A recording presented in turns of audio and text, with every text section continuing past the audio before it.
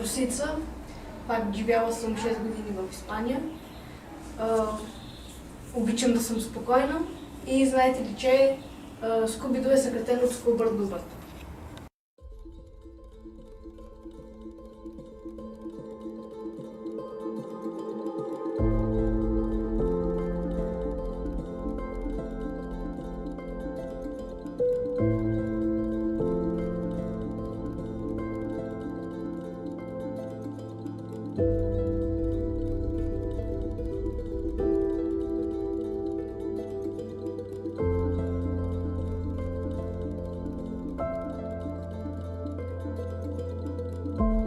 Решихме, че ще изненадаме една наша приятелка, когато имаш имен ден.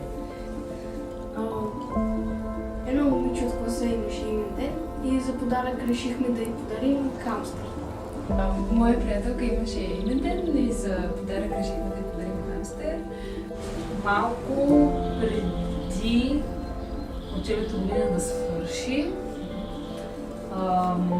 нашето училище, другата специалност, която е рекламна графика, винаги организират и те просто, за да оставят следа в нашето училище, винаги изрисуват някоя стена. Малко преди края на учебната година имаше извънкласна дейност и рекламната графика трябваше да боядисват стената.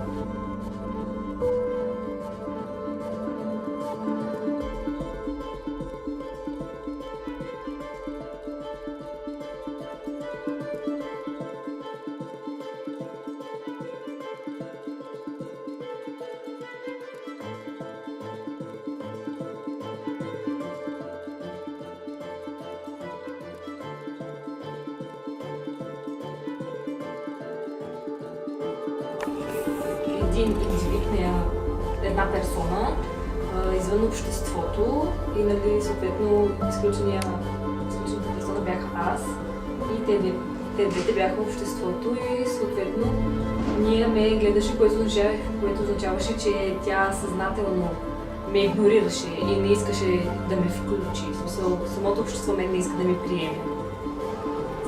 И това е нашата първа форма. Значи тя искаше да е част от това. Нашето второто е всъщност три емоции, които ние чувстваме и мислим, че са три различни емоции, които човек, когато е изключен, изпитва. И трите представлявахме емоциите на един човек на три различни емоции. То бяха страдание голямо, бяс, нали, гняв, извинявайте, и затвореност. Да се затвори в себе си.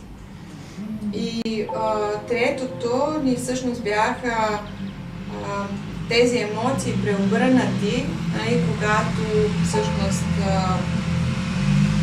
когато ставаме част от нещо, нали, как нещо, тези трите емоции се преобръщат в нас и как трансформират една друга и стават една съвсем друга енергия. Да. Интересно.